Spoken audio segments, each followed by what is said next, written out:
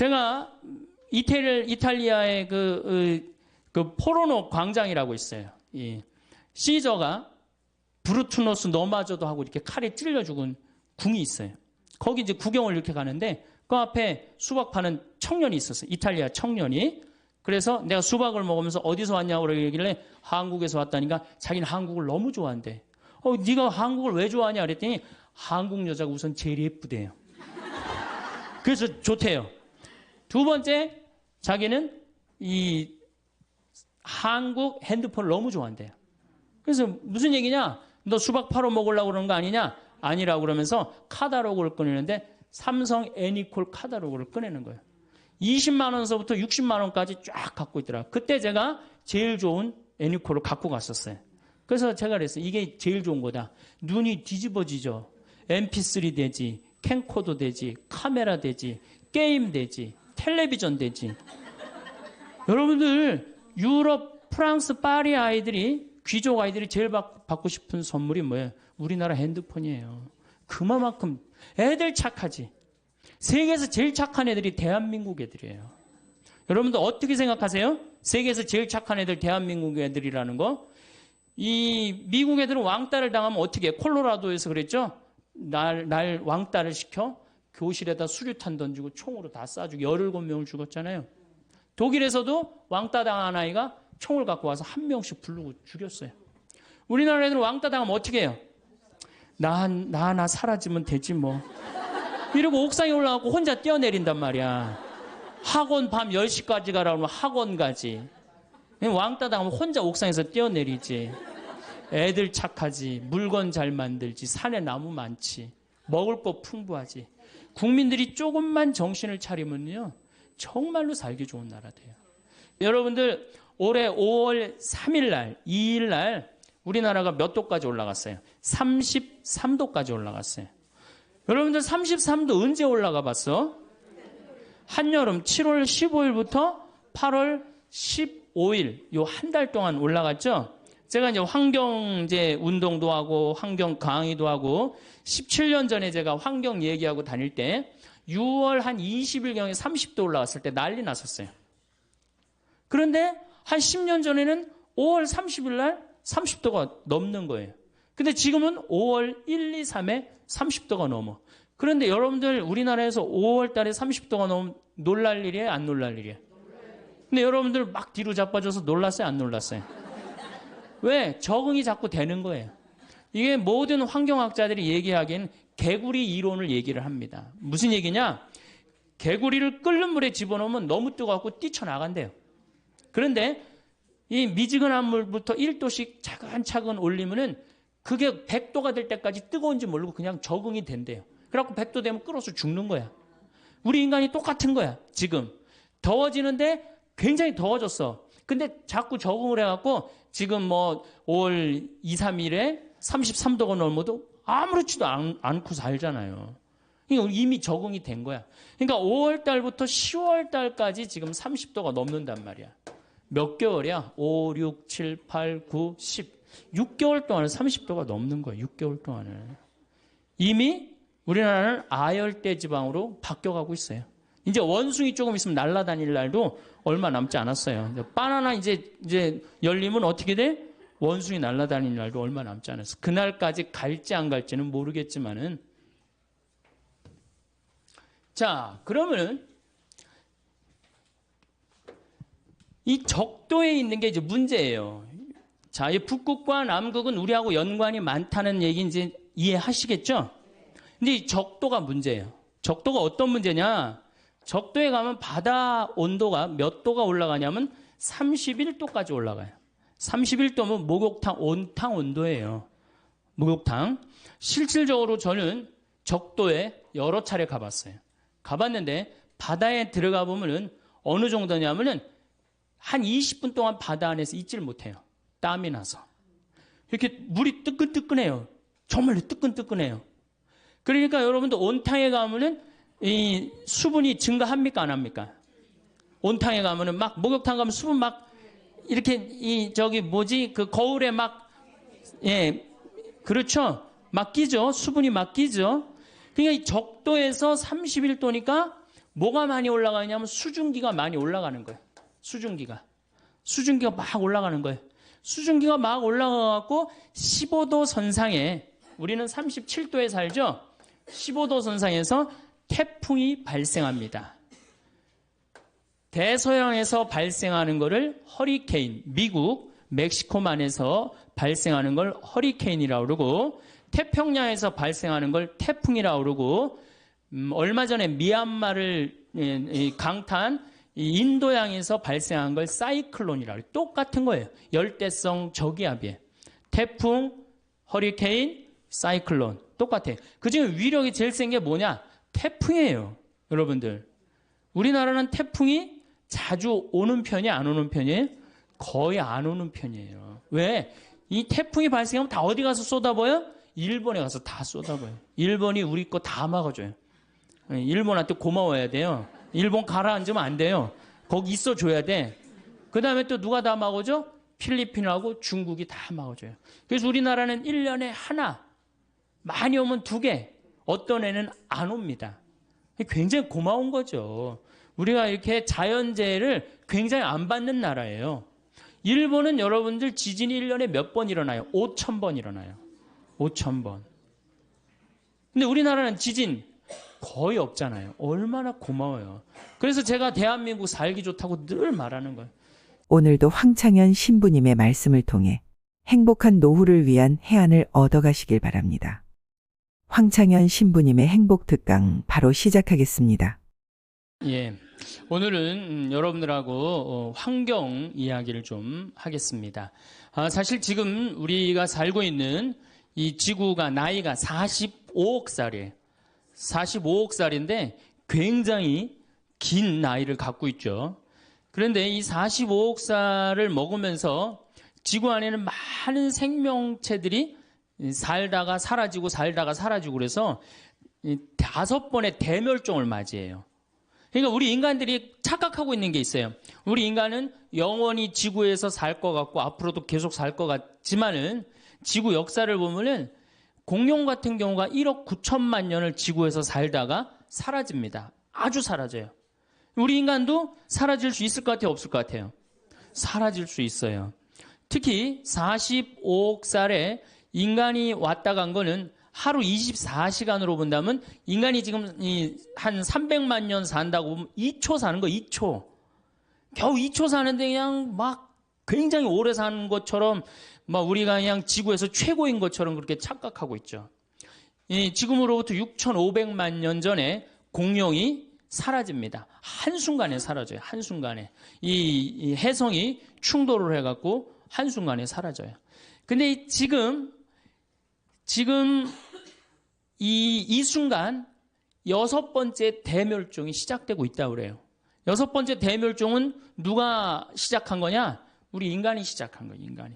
여러분들, 우리 암이 만약에 간암이 걸렸다. 그러면 그 간암 때문에 어떻게 되죠?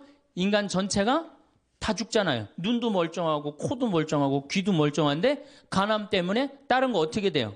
다 죽어요. 마찬가지로 이 인간이라는 이 존재가 지구상에 딱 나타나갖고 이게 암적인 존재가 돼버렸어. 그래갖고 인간이 자꾸 여기저기를 파괴하기 시작했고 이제는 그 끝을 보이고 있어요. 여러분들 미얀마 그 사이클론 보셨죠? 거의 10만 명 정도가 죽었다고 그래요. 10만 명. 한 번에. 제가 그 여러 번 강의를 통해서 앞으로는 뭐 100명, 200명 죽는 게 문제가 아니다. 한 번 치면은 수백만 명이 죽을 슈퍼 태풍이 온다. 근데 이번에 사이클론은 대형 태풍이라고 그래요. 그러니까 슈퍼 태풍보다 한 등급 낮은 태풍이에요. 그러니까 아직도 우린 센 태풍을 못 봤어요. 그럼 여러분들 그제 중국에서 지진 보셨죠? 정말로 얼마나 우리 인간이 지금 아슬아슬하게 살고 있는 거예요. 아슬아슬하게. 산업혁명 이전에는 이산화탄소가 250ppm이었어요. 250ppm이라는 건 뭐냐면은 이 100만 개의 알갱이 중에 지금 이게 공기가 이렇게 있잖아요. 공기가 100만 알갱이 중에 이산화탄소가 250개 있는 거예요. 산업혁명 이전에. 그런데 산업혁명이 일어나고 난 다음부터 200년 동안 이산화탄소가 얼마까지 올라가냐면 380 ppm까지 올라갔어요. 2006년을 기준으로 380 ppm이 올라갔어요. 그런데 지난 60만 년 동안 이 지구가 빙하기도 오고 간빙기도 오고 따뜻해지기도 하고 춥기도 했는데 한 번도 300 ppm을 넘은 적이 없어요. 한 번도. 그런데 지금 380 ppm이 넘었다는 얘기는 뭐예요? 지금 멸망 한가운데 있다는 거예요. 근데 우리 인간이 왜 몰라요? 우리 인간이 굉장히 오래 사는 것 같지만은 어때요? 우리 사는 건 60년, 70년밖에 안 돼. 45억 년 중에 한순간에 멸망했다 그러면 100년, 200년 동안 진행되는 순간이 한순간이거든. 우리가 지금 그 한가운데 있는 거예요. 그런데 이제 이 380 ppm이 됐단 말이야. 그런데 400 ppm이 되면은 더 이상 날씨를 통제할 수가 없다 그래. 이미 뭐 IPCC라든가 세계 이 기후 변화 협약이라는 이런 여러 단체에서 뭐라고 그랬느냐? 이미 지구 기후는 우리의 우리의 통제를 벗어났다고 그래요. 그러면은 1년에 2 ppm씩 올라가는데 400 ppm이 올라가려면 몇 년 올라가면 돼요? 400 ppm 되려면 10년이면은 올라갈 거 아니에요. 10년. 그러니까 2016년이면 완전히 우리 통제를 벗어난다는 거예요. 그래서 2016년이면 인간을 포함한 많은 생물종들이 멸망할 수 있다는 거예요. 몇 년 남았어요? 이제 8년. 이제 8년 남았죠? 그제 우리 생태마을에서 가족 피정을 했었어요. 초등학교 1학년의 아이가 2016년에는 이제 다 망하고 없어질 거다. 그러니까 그 아이가 뭐라 그러냐면, 야, 대학 입시 안 봐도 된다. 막 그러더라고. 그러니까 걔는 지구가 망하는 것보다 대학 시험 보는 게 더 싫은 거예요. 지구가 망하는 것보다 대학 시험 보는 게 더 싫은 거예요. 어쨌든, 그러면은 이게 이산화탄소가 줄어들어야 되는데, 이산화탄소라는 건 뭐냐면 태양빛 하나 오면 하나를 붙잡고 있어요. 2개 오면 2개를 붙잡고 있고. 그러니까 태양빛을 붙잡고 있으니까 점점 지구가 뜨거워지는 거거든. 그런데 산업혁명 이전에는 250개밖에 없었는데 지금은 380개란 말이야. 그러니까 태양빛 붙잡는 게 몇 개가 늘은 거예요? 130개가 늘어난 거 아니에요. 그런데 지금 이제 400 ppm이 되면은 150개로 늘어나는 거예요. 그러니까 태양빛이 점점 더 지구에 가득하니까 지구는 뜨거워질 수밖에 없죠. 그러니까 이산화탄소가 줄어들어야 되는데 이게 줄어들 기미가 안 보여요. 왜 줄어들 기미가 안 보이느냐? 250 ppm에서 380 ppm까지는 누가 올렸느냐? 미국, 일본, 유럽 선진국들이 올렸단 말이에요. 근데 그 인구가 얼마냐면 7억 명이야. 근데 이제 380 ppm에서 400 ppm이 될 때 누가 올리느냐? 브라질, 러시아, 인도, 차이나 이 네 나라가 보통 올리는 게 아니에요. 이걸 유식한 말로 브릭스 4개국이라고 그래요. 그럼 브라질이 인구가 얼마냐? 여긴 7억인데 브라질이 1억 8천. 러시아가 얼마냐? 1억 6천. 인도가 얼마냐? 11억. 중국이 얼마냐? 13억. 그러니까 27억 명이 이제 석탄, 석유를 태워 없애는 거예요. 여러분 이산화탄소가 줄어들겠어요? 늘어나겠어요?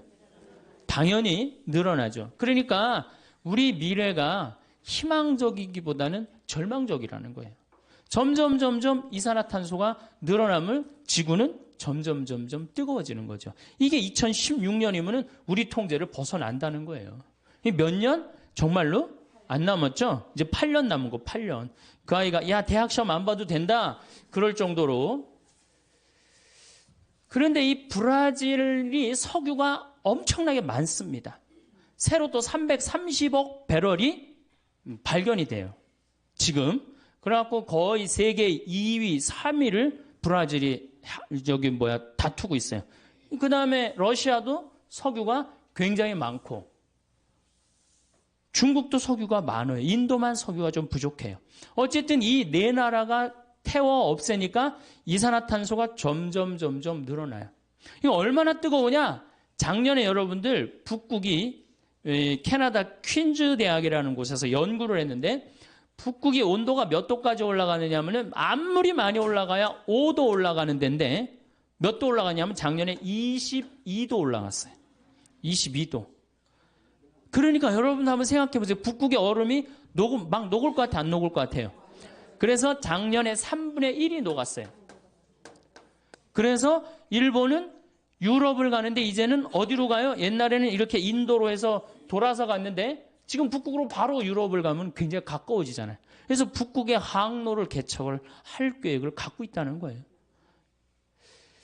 북극의 얼음이 녹는 것뿐만 아니고 심각한 문제는 뭐냐면은 시베리아의 얼음이 만년설이 녹는 거예요.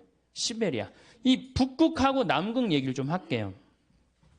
시베리아 얘기는 조금 이따 하고 북극하고 남극 얘기를 좀 하면은 지구가 이렇죠? 동그랗죠? 북극의 얼음, 남극의 얼음.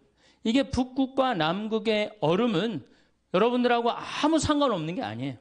북극이 머니까, 남극이 머니까 나하고 아무 상관이 없는 게 아니고 북극이 있기 때문에, 남극이 있기 때문에 내가 사는 거예요. 북극과 이 지구는 하나도 쓸데없는 게 하나도 없어요. 왜 북극과 남극 때문에 우리가 사느냐? 북극의 흰 설원, 남극의 흰 설원은 태양빛을 어떻게 해주죠? 반사시켜줘요. 여러분들 여름에 흰 옷 입으면 어때요? 시원하죠? 까만 옷 입으면 어떻게 돼요? 덥죠? 똑같아요. 이 북극의 흰 눈과 남극의 흰 눈은 태양빛을 반사시켜줘요. 그래서 북극과 남극을 뭐라고 부르느냐면 지구 자동 온도 조절 장치라고 그래요. 알아서 지구를 온도를 조절해 주는 거예요. 얼마나 고마워요. 근데 이게 다 녹아 없어졌어. 그래갖고 까만 땅이 나와. 남극도 자꾸 녹아 없어요. 까만 땅이 나와. 그럼 태양열을 어떻게 해요? 그대로 받아들이는 거예요. 그러니까 온도가 완전히 급상승을 하는 거예요. 지금 급상승을 하고 있고 실질적으로 다 녹아 없어져요. 다 녹아 없어져. 근데 이 시베리아가 또 굉장히 넓은 흰 설원이에요. 근데 이 시베리아가 지금 녹아갖고 어떻게 돼? 까만 땅이 나오는 거예요. 그래서 여러분들 땅 투기 하고 싶으면 어디다 하면 제일 좋아요? 시베리아 하면 제일 좋아요. 왜냐하면 지금 다 초지로 바뀐대. 그래갖고 앞으로 2030년에 세계에서 제일 살기 좋은 나라 러시아가 된다는 거예요. 러시아.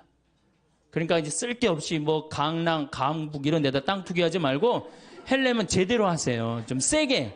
어디다 해? 시베리아. 지금 러시아는 많이 오픈을 하고 있어요. 예, 오라고. 우리나라로 와서 농사도 지라고 그러고. 예. 근데 문제는 시베리아의 흰 설원이 녹으면 여기가 이제 영구 동토층이라고 그래. 그동안 얼어갖고 여기 위에다가 집도 짓고 뭐 위에다가 건물도 많이 졌는데 지금 녹아 없어져갖고 무너져요. 그런데 여기 흰 눈 밑에 뭐가 들어있느냐? 동물 썩은 게 잔뜩 들어있어요. 식물 썩은 게, 나무 썩은 게 잔뜩 들어있는데 그걸 뭐라고 그러냐면은 메탄이라고 그래요. 메탄. 근데 이산화탄소는 메탄을 하나 붙잡는데 메탄은 태양열을 20개 붙잡아요. 이 메탄이 얼마가 여기 저장되어 있느냐? 5천억 톤이 저장되어 있어요. 5천억 톤. 그러니까 이게 또 막 올라오면은 작년에도 거기 이렇게 녹은 데다가 불을 이렇게 대니까 메탄이 여러분들 소, 방구 이런 거잖아요. 그게 불이 타더라고요. 그만큼 메탄이 많은 거예요. 그러니까 이게 희망적인 것보다는 절망적인 게 더 많은 거죠. 세계에서 제일 살기 좋은 나라 어느 나라예요? 대한민국. 예. 대한민국. 여러분들 음식점에 가면은 물 공짜로 주는 나라 어느 나라밖에 없어요? 대한민국밖에 없어요. 내가 이 물 공짜로 먹고 더 달라고 그러면 더 주는 나라? 대한민국밖에 없어요. 세계 어딜 가도 물 공짜로 주는 나라 아무 데도 없어요. 다 사 먹어야 돼. 밥 먹고 커피 공짜로 주는 나라는 완전 대한민국밖에 없어요. 태풍도 안 오지, 지진도 없지, 물 공짜로 주지, 커피 공짜로 주지. 정말로 너무너무 살기 좋은 나라죠. 예. 자, 그러면 이게 이제 수증기가 많이 생겨갖고 태풍이 발생을 합니다. 그럼 태풍은 올라오면 올라올수록 바닷물이 차기 때문에 약해져요. 그런데 이 문제는 제주도 앞바다까지 30도까지 올라간단 말이에요. 그러니까 올라오면서 태풍이 약해지는 게 아니라 수증기 공급을 어떻게 해요? 많이 받는 거예요. 수증기 공급을 계속 많이 받아갖고 한번 비가 빈님이라고 비라고 그러지 마세요, 여러분들.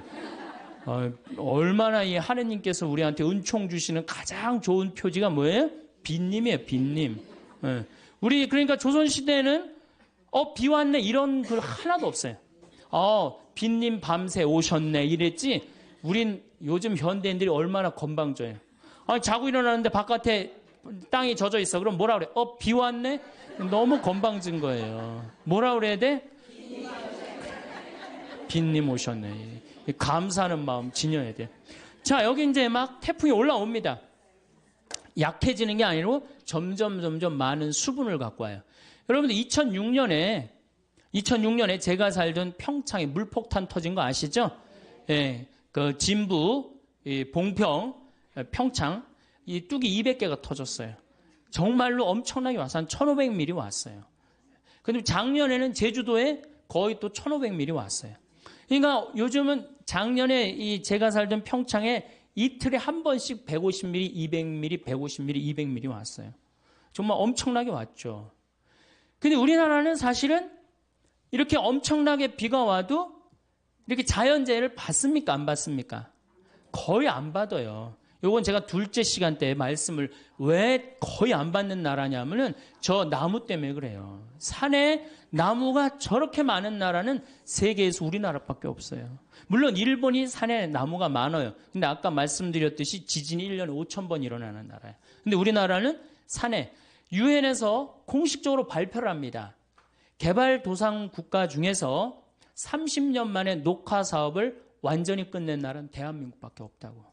대단한 거예요. 지금 60대, 70대 되신 우리 어머니, 아버지 세대가 대단한 일을 한 거예요. 물론 박정희 정권도 뭐 못한 일도 많지만은 그 녹화 사업 하나 성공해낸 건 대단하게 우리한테 큰 선물을 준 거예요. 그래서 정말 여러분들 이렇게 산을 봐도 굉장히 고마워해야 돼. 내가 이 둘째 시간 때 왜 고마운지 여러분들한테 자세히 설명을 하겠습니다. 자, 이제 와갖고 이게 약해져야 되는데 강해지는 거예요. 태풍이. 태풍은 소형 태풍, 중형 태풍, 대형 태풍, 초대형 태풍 이렇게 있어요. 이 4등급으로 나눠요. 미국은 1등급, 2등급, 3등급, 4등급, 5등급. 카트리나가 4등급에서 5등급으로 갔다가 다시 4등급으로서 떨어지면서 뉴올리언즈를 강타한 거예요. 강타했는데도 순식간에 수천 명, 도시 전체를 날려버렸죠. 근데 이제는 무슨 태풍이 오느냐? 슈퍼 태풍이 온다는 거예요. 이거는 한 번 오면요 700만 명을 한 번에 죽일 수 있다는 거예요. 여러분들 이번에 미얀마 위성 사진을 찍은 걸 보니까 해안선이 없어져 버렸어요. 해안선이. 이 슈퍼 태풍은 오면은 한 번에 얼마나 밀고 오느냐 하면은 30m 파도 높이로 밀고 와요. 그럼 10층짜리 아파트는 다 덮치고 지나간다는 거예요. 그런데 참 우리나라 사람들은 난 놀라운 일이 있어요.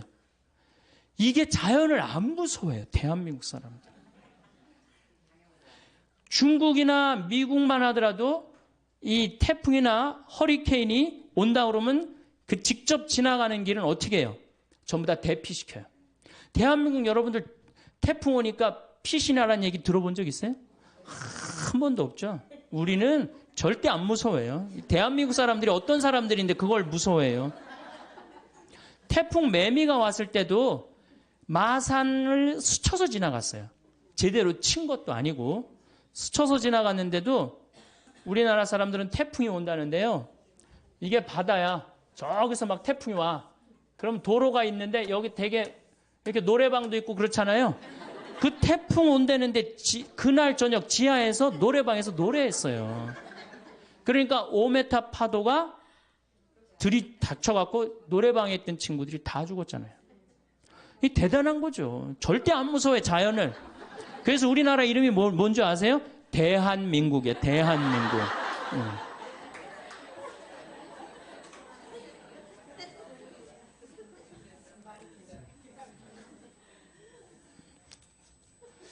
그런데 이렇게 지구가 뜨거워지는 결정적인 이유는 석유하고 석탄 때문이에요.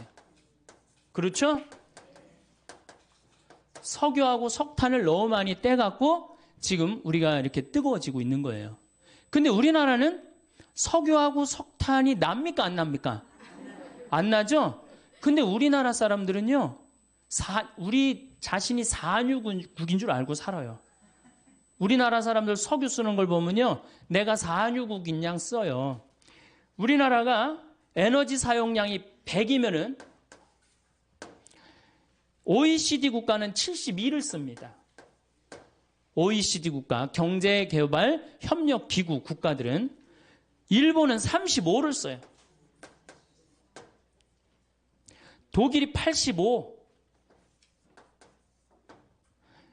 미국이 75, 프랑스가 81, 우리나라는 100을 써요. 그러니까 얼마나 많이 에너지를 쓰는 거예요. 겨울에 보면 나는 겨울철에 제일 꼴보기 싫은 사람이 누구냐면 반팔 입고 돌아다니는 여자들.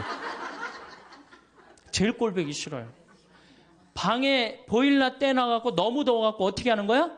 반팔 입고. 여러분들 유럽에 가보면요, 겨울에 다 어떻게 하고 있어요? 다 옷 입고 담요 다 덮고 있어요. 온도 안 올립니다. 에너지 절약한다고. 독일은요, 우리나라하고 똑같이 석유가 한 방울도 안 나요. 독일은. 그래서 70년대 오일 쇼크를 받고 독일이 내린 결론이 뭐냐? 에너지 절약이에요. 우린 절약해야 된다. 그래갖고 이 독일이 얼마만큼 절약을 했냐면 에너지의 45%까지 절약을 해요. 우리나라도 지금 에너지 절약에 들어가면은 그렇게 충분히 할 수 있어요. 근데 우리나라 사람 지금 정신을 내가 보니까 못 차려. 독일은 차가 막혀. 그럼 어떻게 하냐면 다 시동 끄고 내립니다. 시동을 끄고 다 내리고 그냥 밀고 가요. 대화하면서. 석유 아낀다고. 근데 우리는 차 막히면 어떻게 해요? 에어컨 켜놓고 차 안에서 꼼짝 안 하고 있잖아요. 그 수많은 차들이 그냥 저기 영동고속도로, 경부고속도로, 무슨 뭐 서해안고속도로 꽉 채우고. 생각을 해보세요. 이 조그만 나라에 자동차가 1600만 대가 있어요. 1600만 대. 지금 중국이 얼마냐? 3000만 대밖에 없어요. 13억이 3000만 대를 쓰는데 4500만이 1600만 대를 써요. 그래도 잘 먹고 잘 사는 거 보면 신기하지 않아요? 저는 신비해요, 신비. 대한민국이 이렇게 넉넉하게 먹고 사는 거 신비해요. 그 다음에 밤에 나가보면요, 내가 서울에 오면 정신을 못 차려요. 밤에 밤강에 오면은요, 이건 라스베가스 저리 가라요. 번쩍번쩍해요. 여러분들, 제가 유럽에 여러 번 가봤는데, 유럽에 가보면 밤이 깜깜해요. 다 그 시간에 뭐예요? 다 집에 들어가 있어요. 우리나라는 밤만 되면 다 나와.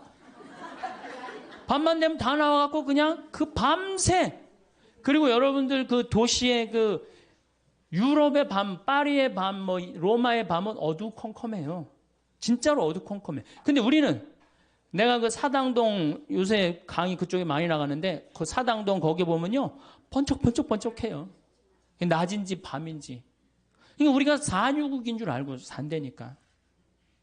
여름에는 에어컨을 너무 많이 떼갖고 어떻게 해요? 냉방병에 걸리고. 겨울에는 너무 뜨겁게 해서 반팔 입고 다니고. 이 제정신이에요? 제정신 아니에요? 이 제정신 아닙니다. 우리나라 사람들이요, 정말로 정신 차려야 돼요. 지금 우리가 다른 거에 신경 쓸 게 아니에요. 석유가 여러분들 2000년에 겨우 얼마였냐? 18달러였어요. 18달러. 1배럴에. 1배럴이라고 그러면은 159리터야. 159리터면 여러분들 이렇게 드럼통이라고 그러죠? 드럼통. 그거 한 통이에요. 그게 18달러야. 작년 9월에 몇 달러냐? 80달러야. 오늘 보니까 126달러야. 우리나라는 140달러가 넘었으면 우리나라 경제 못 견딥니다. 왜냐하면 작년에 3,400억 달러 정도 수입을 했는데, 그 정도 수입을 했는데 석유하고 에너지만 얼마를 수입했느냐? 1,000억 달러를 했어요. 석유 단일 품목만.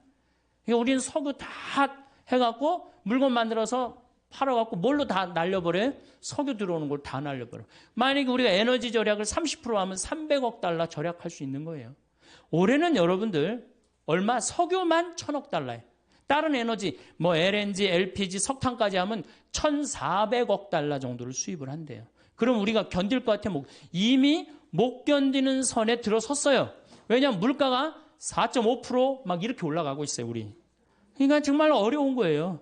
내가 평창에서 강의한다고 여기 강의 한번 나오면은 기름값이 딱 10만 원 들어가요. 10만 원. 그래 이제 강의도 못 다니게 생겼어요. 예. 평창에서 여기 10시까지 돼서 올라오면 버스 없거든요, 아침에는.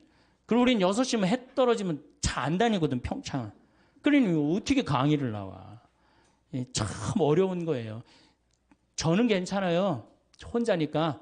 여러분들 중에 140달러 넘어 여기 반 이상은 다 절대 안 납니다. 반 이상은 또 다 부도나요. 석유값하고 교회하고 무슨 상관이냐? 여러분들 못 먹고 못 살면 성당 나갈 수 있어요, 없어요? 못 나. 헌금이라도 좀 있어야지 그래도 성당 나갈 거 아니야. 헌금도 없는데 어떻게 성당을 나가.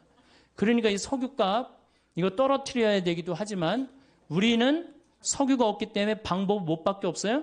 절약밖에 없어요. 근데 우리는 온 천지에 불 다 켜놓고 그냥 밤에 그냥 네온사인 번쩍번쩍하고 먹긴 또 얼마나 먹어요. 내가 일본에 가갖고 회 정식을 먹는데 회가 딱 2첩 나왔어요. 그래갖고 이제 2첩을 딱 먹고 기다리고 있었어요. 나올 줄 알고. 난 이게 애퍼타이저인 줄 알았어요. 그래갖고 하도 안 나오길래 가이드한테 야, 왜 회 정식 시켰는데 안 나오냐 그러니까 아까 먹었지 않느냐고 그러더라고요. 우리나라는 어때요? 횟집에 가면은 일단 가면 뭐가 나와요? 소라 나오지, 해삼 나오지, 멍게 나오지, 오징어 썰어 좀 내보내지, 거기다가 개불, 또 괜찮은 집은 저기 뭐예요? 전복까지. 회 나오기 전에 벌써 배불러. 그래갖고 이제 회가 나오면 어떻게 나와? 이만한 접시에 가득 나옵니다. 가득. 그럼 그걸 또 고통스럽지만 그걸 다 먹어. 아, 그리고 끝났는 줄 알았더니 뭐 나와요? 매운탕 또 나오잖아, 매운탕. 여러분들, 정말로 우리나라 사람들이요, 잘 먹고 잘 사는 거예요. 나는 우리나라가 못 먹고 못 산다고 그러는 게 이해가 안 가요. 물론 못 먹고 못 사는 층이 있어요. 그러나 국민의 대부분은 뭐예요? 내가 보기엔 과하게 잘 먹어요. 국민의 대부분은. 그래서 우리나라가 음식 쓰레기가 1년에 얼마가 나가냐면 17조 원이 음식 쓰레기로 나가요. 170억 달러가 음식 쓰레기로 나간다. 이게 북한 주민 30년 먹여 살릴 거를 1년에 음식 쓰레기로 날려버리는 거예요. 여기 다 주부시잖아요. 냉장고에 버리는 거 얼마나 많아요? 솔직히 많죠? 또 내가 외식을 하러 나가면 어때요? 먹는 반찬보다 안 먹는 반찬이 훨씬 많아요. 그게 다 쓰레기로 나가는 거예요. 다 쓰레기로 나가는 거예요. 지금 아무것도 없으면서 석유도 없고 석탄도 없고 그렇다고 식량이 많으냐? 식량도 없고. 그 식량 얘기는 내가 다음 시간에 이제 하겠지만은 여러분들 미국이 왜 이라크를 침략했어요? 그래, 누구나 다 석유로 알고 있어요. 석유 때문이에요. 텍사스에서는 1배럴을 뽑아내기 위해서 관정을 합니다. 뚫는데 돈이 얼마가 들어가느냐? 1배럴 뽑아내는데 17달러 들어가요. 근데 이라크에서는 1배럴을 뽑는데 얼마가 들어가느냐? 1달러 들어요. 1달러. 비용이. 그러니까 이라크는 빨대만 꽂으면 다 나온다는 거예요. 탐이 나겠어요? 안 나겠어요? 탐이 납니다. 러시아는 어느 나라를 포기하지 않느냐? 체첸이라는 나라를 포기하지 않아요. 왜냐하면 체첸이 그렇게 큰 나라가 아니에요. 한 50만이 사는데 그 나라 전체의 석유가 다 나요. 그러니까 막 테러, 초등학교 애들 몇백 명 죽이고 테러 했었잖아요. 몇 년 전에. 그래도 러시아 눈도 껌떡하지 않아요. 왜? 석유가 있으니까. 이미 세계는 석유 전쟁에 들어가 있어요. 그리고 이 석유는 지금 126달러, 심하게는 200달러까지 뛴대요. 그럼 우리나라 어떻게 할 거야? 지금 소 갖고 그냥 난리치고 그냥 눈 자고 나면 소, 또 자고 나면 소 얘기하는데 소 얘기할 때가 아니에요, 지금. 석유 126달러 뛰는 게 문제예요. 그래, 석유는, 소는 안 먹으면 되지, 소는. 그리고 여러분들, 소 얘기 나왔으니까 소 얘기 좀 하면은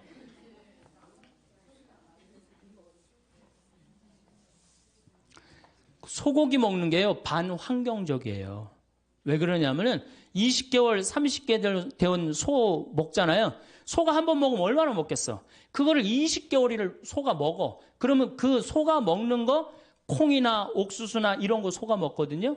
그럼 그 우리가 먹으면 어때? 사람이 먹으면 훨씬. 그러니까 내가 소고기 1인분을 먹으면은 20명분을 먹는 거하고 똑같은 거예요. 후진국 사람들 20명분을 먹는 거하고 똑같은 거예요.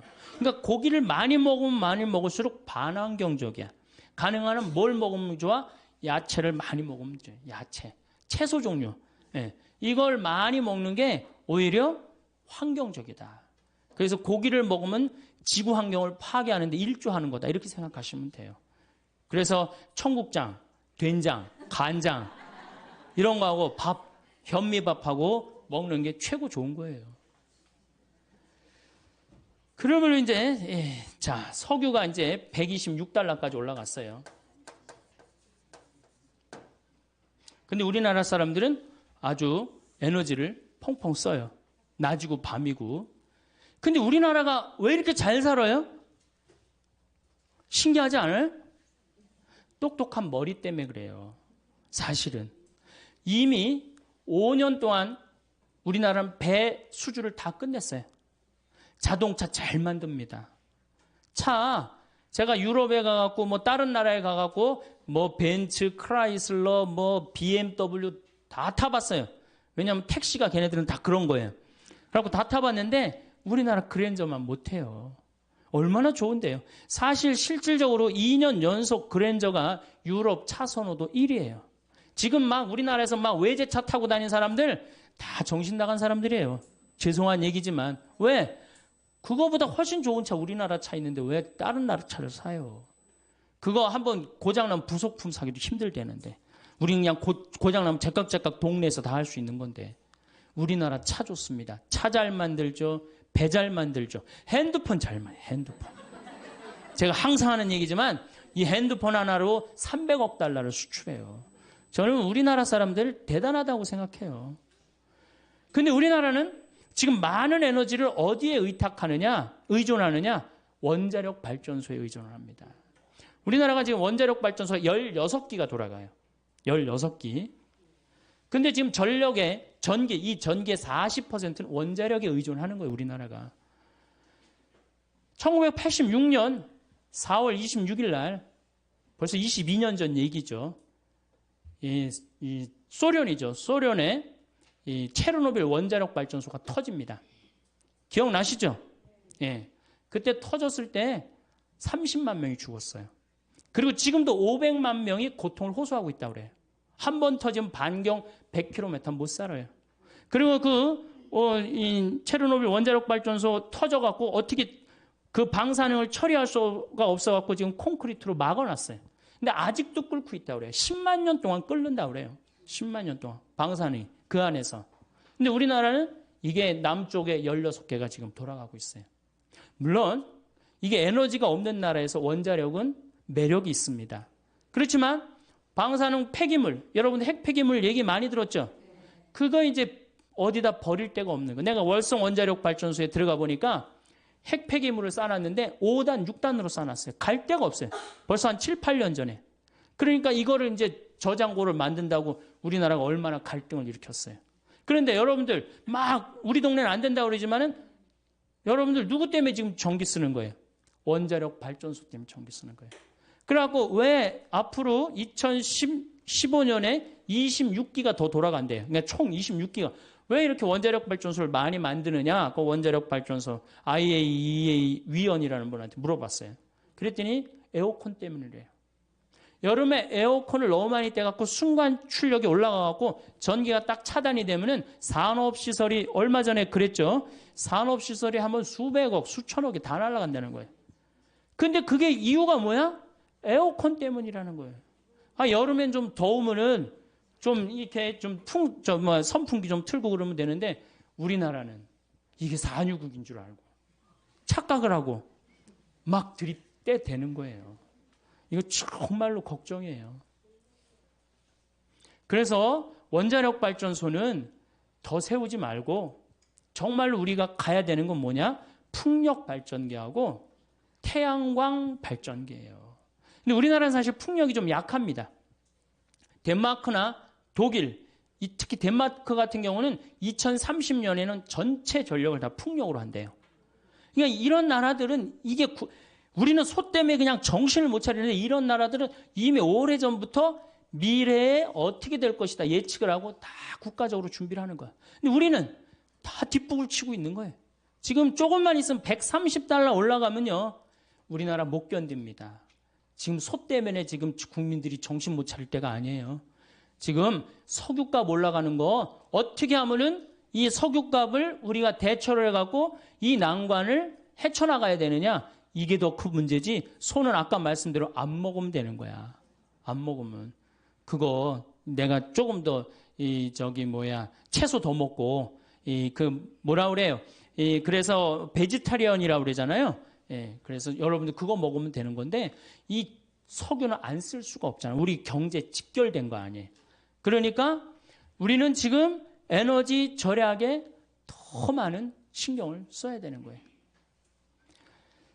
그래서 태양광이나 풍력을 하는데 제가 태양광을 우리 생태마을에 20kW, 풍력을 30kW 설치를 해놨어. 50kW. 근데 태양광은 잘 됩니다. 우리보다 우리는 한 1년에 220일 정도 햇빛이 내리쬐는데 독일은 150일밖에 없어요. 근데 독일의 프라이부르크라는 그 환경 도시를 가보니까 도시 전체 지붕에 태양광을 얹었어요. 그 도시는 태양광으로만 움직이는 도시예요. 너무너무 부럽더라고요. 우리도 충분히 그럴 수 있는데 내가 보기에는 우리가 밤에 나가고 술 먹고 밤에 밤새 이렇게 막 네온사인 켜놓고 그 돈만 아껴도 어때요? 충분히 할 수 있어요. 그러니까 우리나라 국민들이 건강한 정신으로 갈 때 자연환경도 어떻게 돼요? 건강해지는 거예요. 이건 그냥 애들은 애들대로 밤 10시에 학원에 지치고 아버지는 아버지대로 밤 10시에 술집에 돌아다니고 엄마는 엄마대로 밤 10시까지 텔레비 보고 앉아있고 텔레비 보면 뭐가 나와요? 그랬더니 뭐 전기세가 나온다고 그러더라고. 텔레비 보면 전기세 나오고. 그래서 미래는 뭘로 가야 되느냐? 태양광이나 풍력으로. 이걸 재생 가능한 에너지라고 합니다. 근데 이게 여성들이 그걸 알아야 돼요. 깨달아야 돼요. 재생 가능한 에너지를 조금 더, 물론 지금 굉장히 비싸요. 그거 설치하고 그러는데, 근데 제 생각에는 국민들이 조금만 의식이 올라가면은 우리나라 국민들은요, 굉장히 똑똑하기 때문에 금방 그런 문제들을 해결해 나갈 수가 있어요. 그래서 환경이라는 문제는 이제는 교황님이 그랬어요. 뭐라고 그러셨느냐 하면은 환경은 몇몇 환경 운동가가 하는 일이 아니다. 이제는 누가 하는 거다? 지구에서 사는 모든 한 명 한 명이 다 환경 운동가가 돼야 된다. 그래서 여러분들도 코드 같은 경우도 드라큘라라고 그러잖아요. 드라큘라. 전기 10%의 전기를 계속 쓰는 거예요. 코드 꽂아두면은. 그럼 코드 같은 거 빼두고 냉장고 꽉꽉 안 채우고 때마다 벼두고 사서 막 하지 말고 그런 하나하나의 노력이 이 지구 환경을 건강하게 만드는 거예요. 지구 온난화는 제 생각에는 이게 지금 정말로 절박한 거예요. 절박한 거고 그런데 왜 우리나라는 절박하게 느껴지지 않아요? 37도, 38도에 사는 사람들은 맨 마지막으로 느낍니다. 어디 사람들이 절박하게 늘려요? 투발루라는 나라 없어져 버려가고 있어요. 남태평양에 있는 섬나라인데 9개 섬으로 돼 있는데 2개 섬이 없어져 버렸어요. 물에 잠겨갖고. 이게 해수면이 높아져갖고. 그 다음 벵골만이라고 이 방글라데시 앞에 이 굉장히 넓은 이 섬인데 반 이상이 잠겨버렸어요. 문선은 있는데 뭐가 없어? 땅 문선이 있는데 다 어디에 잠겨버렸어? 바다에 다 잠겨버렸어요. 이게 전부 다 극지방, 북극, 남극, 적도는 고통스러운데 우리는 맨 마지막에 오는 거예요. 맨 마지막까지 시집가고 장가가고 먹고 마시다가 하느님이 홍수를 내리칠 때 노아 방주에 몇 명밖에 못 들어갔듯이 우리도 정신을 못 차리면 그렇게 되는 거예요. 지금 다른 데 정신 집중할 때가 아니에요. 정말로 정신 집중할 때는 환경, 지구온난화. 그런 주부가 할 일이 뭐냐? 주부가 할 일이 가장 큽니다. 여러분들이 에너지를 가장 많이 쓰는 분들 중에 한 분이에요. 가정 에너지. 그래서 그 에너지를 줄이는 역할을 이제는 정말로 공부를 해가면서 하나하나 개척을 해나갈 때, 또 실천을 해나갈 때 지구 환경은 아름답게 보존이 될 거라고 생각을 합니다. 이제 10분 쉬었다가 또 식량 에너지에 대한 얘기를 또 하도록 하겠습니다. 예, 감사합니다. 인간이 겪는 대부분의 고뇌는 인간관계에서 비롯됩니다. 건강 다음으로 중요한 것이 마음의 평정입니다. 사람들과의 관계가 이 평정을 위협합니다. 불필요한 관계를 끊어내면 마음의 평안을 찾을 수 있습니다. 1인 가구라는 표현, 이제 낯설지 않으시죠? 2022년 기준 4집 중에 한 집인 1인 가구는 2025년이 되면 3집 중 한 집이 될 거라고 합니다. 이와 더불어 이미 초저출산, 고령 사회인 우리나라는 2025년 고령 인구 비율이 20.5%가 되어 초고령 사회에 진입할 것이라고 보고 있는데요. 이제는 정말 시대로 보나 수명으로 보나 혼자가 되는 것이 숙명처럼 느껴집니다. 혼자 있는 시간을 가지면 가질수록 더 혼자인 시간이 필요하다는 생각이 드는 요즘인데요. 오늘은 나이 들수록 혼자가 되어야 하는 이유에 대해 이야기 준비했습니다. 첫 번째, 마음의 평안을 위해서. 외로움이라고 생각하면 혼자 있는 것이 고통스럽지만 혼자 있을 때 즐거움을 느낄 줄 안다면 그건 고독을 즐기는 것입니다. 다른 사람에게 기대하고 실망했던 적 있지 않으신가요? 다른 사람에게 기대하고 집착하는 것은 나의 마음을 그 사람에게 주어 마음대로 쥐락펴락하게 하는 것과 같습니다. 내 마음은 내 것이니까 스스로 돌보아야 합니다. 나이 들수록 혼자가 되어야 혼자 시간을 보낼 줄 알고 생각하는 시간을 가지며 스스로 마음의 홀로서기가 가능해집니다. 독일의 철학자 쇼펜하우어도 고독은 능력이며 고통이 있기에 삶이 존재한다고 했습니다. 처음엔 외로움이 고통스럽게 느껴지더라도 고독을 즐길 줄 아는 능력을 기르면 혼자 있는 게 더 이상 괴롭지 않고 얼마나 행복한 것인지 깨닫게 되는 것은 물론 내 마음이 단단해지고 편안해집니다. 두 번째, 삶의 질을 높이기 위해서. 우리가 사는 세상에는 소음이 너무 많습니다. TV, 유튜브, 게임, 말소리, 메신저 등 하루 종일 너무 시끄러운 환경에 노출되어 있습니다. 이렇게 무방비하게 노출된 소음은 내가 스스로 생각하는 걸 멈추게 합니다. 생각하는 걸 멈추고 스스로를 들여다보지 못하며 어떻게 될까요? 스스로 아무것도 하지 못하고 내면에 자리 잡은 나의 두려움과 마주하지 못하게 됩니다. 있는 그대로의 나를 수용하지 못하게 되는 거죠. 반면 혼자만이 시간을 보내고 내면의 힘을 키운 사람은 나의 내면에서 말하는 것이 진짜 나임을 알 것입니다. 그래서 혼자 있어도 고통스럽지 않고 편안하고 행복하게 즐길 수 있게 됩니다. 누군가 자신을 챙겨주길 바라는 대신 자신이 배우고 싶은 것을 배우고 새로운 것에 도전하며 삶의 활력을 찾습니다. 이처럼 혼자 있는 능력, 내면의 힘을 가꾸는 것은 자신의 힘을 키우고 삶의 질을 높이는 길입니다. 계속 누군가와 함께 있거나 누군가를 만나는데 시간을 보내다 보면 함께 있는 그 사람에게 대부분의 시간을 써야 합니다. 그 사람과 함께하는 활동이나 대화하는데 집중을 해야 하니까요. 그럼 내가 뭔가를 배우고 나 스스로 몰입할 시간이 줄어듭니다. 혼자 있는 시간이 있어야 무언가를 배울 수 있고 무언가에 대해 생각할 수 있고 무언가에 몰입하게 됩니다. 만약 배우고 싶은 것도 없고 몰입하는 것도 어렵다고 하시는 분이 계신다면 더더욱 혼자 있는 시간을 꼭 가지시기를 권하고 싶습니다. 혼자 시간을 가지면서 조금이라도 관심 있는 것들을 시도해봐야 내가 뭘 배우고 싶은지 알 수 있습니다. 몰입 또한 연습을 하면서 자주 해봐야 잘할 수 있고요. 두려워하지 마시고 혼자 시간을 보내보세요. 저희 어머니께서는 혼자 계시기 시작하면서 기분도 오르락내리락 자주 변하고 저한테 의지를 많이 하신다고 느꼈었는데요. 요즘은 그림도 배우시고 PT도 다니시면서 늘 기분도 좋은 편이시고 에너지도 넘치십니다. 새롭게 배우는 것들이 어머니께 삶의 활력이 되고 있다는 게 느껴져요. 저한테 의지하시는 것도 조금 줄었다고 느끼고요. 혼자 잘 지내는 것은 나의 행복과 삶의 질에 정말 큰 영향을 미칩니다. 세 번째, 진짜 소중한 사람만 남기기 위해서. 나이가 들다 보면 자연스럽게 만나는 친구가 줄어듭니다. 처음에는 인간관계가 줄어드는 것 같아 서글프게 느껴지지만 조금 지나고 생각해보면 그리 아쉽지 않게 느껴지신 적이 있으실 겁니다. 꼭 내가 친하게 지내고 싶고 계속 만나고 싶은 사람은 만나기 때문이죠. 그렇지 않은 사람만 나이 들수록 조금씩 멀어지게 됩니다. 혼자 시간을 보내려고 하다 보면 저절로 불필요한 인간관계가 많이 줄어듭니다. 혼자 있는 시간의 소중함을 알게 되기 때문에 꼭 만나고 싶은 사람만 만나고 그 외의 시간은 혼자 있으려 하기 때문이죠. 그래서 혼자 있어봐야 진짜 내가 만나고 싶은 사람이 누구인지, 진짜 나에게 소중한 사람이 누구인지 알게 됩니다. 그럼 사람을 만나면서 드는 비용 또한 줄어들겠죠? 혼자인 시간을 즐길 줄 알게 되면 나에게 소중한 사람이 누구인지 선명해질 뿐만 아니라 돈도 시간도 아낄 수 있습니다. 네 번째, 혼자 지낼 줄 모르면 주변 사람을 힘들게 한다.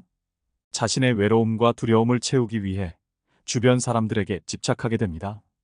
심지어 나를 갉아먹는 사람들에게 조차 집착하게 됩니다. 자신의 외로움과 두려움을 스스로 극복하지 않고 타인에게 지나치게 의존해 해결하려고 한다면 자신과 타인 모두가 괴로워질 것입니다. 상대방에게 휘둘리거나 이용당하기 쉬울 뿐만 아니라 지나친 집착으로 가족이나 친구를 괴롭게 만들 수도 있습니다. 가족도 친구도 다 소용없다, 인간관계가 힘들다라고 말하지만 어쩌면 스스로 힘든 인간관계를 자초하고 있을지도 모릅니다. 혼자 시간을 보낼 줄 모르면 누군가의 사랑과 관심을 애걸복걸하게 됩니다.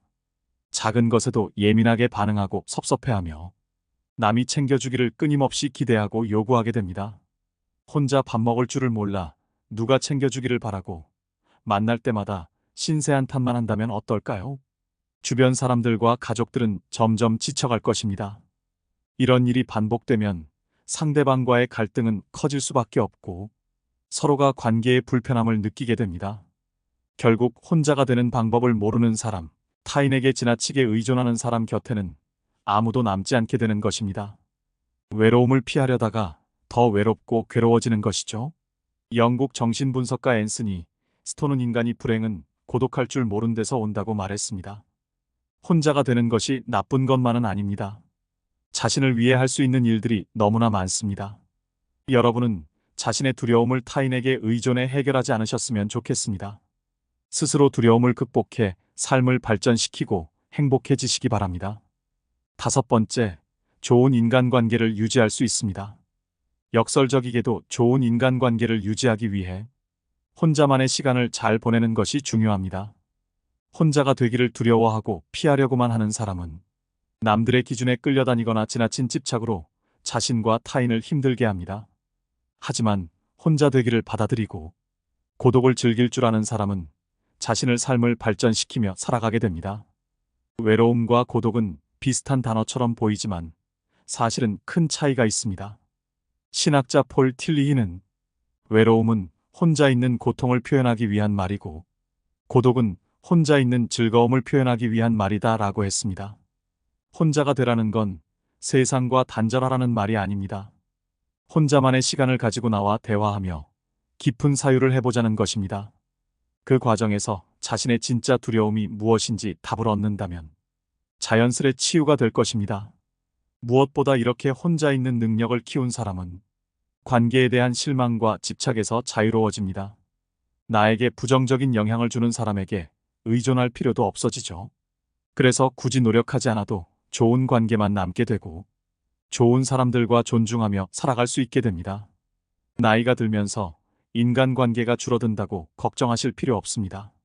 나도 모르는 사이에 좋은 사람만 곁에 남고 있다는 증거입니다.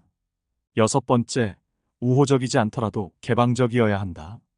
최근 들어 많은 연구에서 우호성은 높지 않은데 개방성이 높은 사람들이 더 성공적이거나 긍정적인 상태였다는 결과를 얻었다고 합니다. 이런 현상은 특히 행복한 사람들에게서 나타났습니다. 우호성은 다른 사람들과 잘 지내려는 경향성을 말합니다. 다른 사람을 배려하고 원만하게 지내려는 마음입니다. 개방성은 새로운 것에 열린 마음입니다. 개방성은 높은 상상력과 호기심이 있습니다. 다소 헐거운 관계더라도 여러 새로운 관계를 맺는 것이 긍정적이었다는 것입니다. 우호적으로 지내지 않아도 된다는 것이 아니라 깊은 관계뿐만 아니라 얕은 관계가 행복을 증진시켰다는 것입니다. 나이가 들수록 인간관계가 줄어든다고 하는데 이는 시간이 지나면서 좋은 사람들과의 관계만 남겨둬서 그렇습니다. 이와는 별개로 관계가 깊지 않더라도 다른 네트워크를 만드는 것이 좋습니다. 동호회, 취미활동, 교육 프로그램 등 새로운 사람과의 만남, 새로운 것에 도전하는 것은 자기 개발과 활력에 도움이 됩니다. 특히 호기심은 활력의 원천이며 외로움을 극복할 힘이라고 할 수 있습니다. 사람은 호기심을 잃는 순간 늙어간다는 말이 있습니다. 호기심이 포함된 개방성은 나이 들어 혼자여도 너끈히 버틸 수 있는 힘을 줍니다. 노후뿐만 아니라 현재의 외로움을 극복하고 발전의 계기로 돌리는 무기입니다.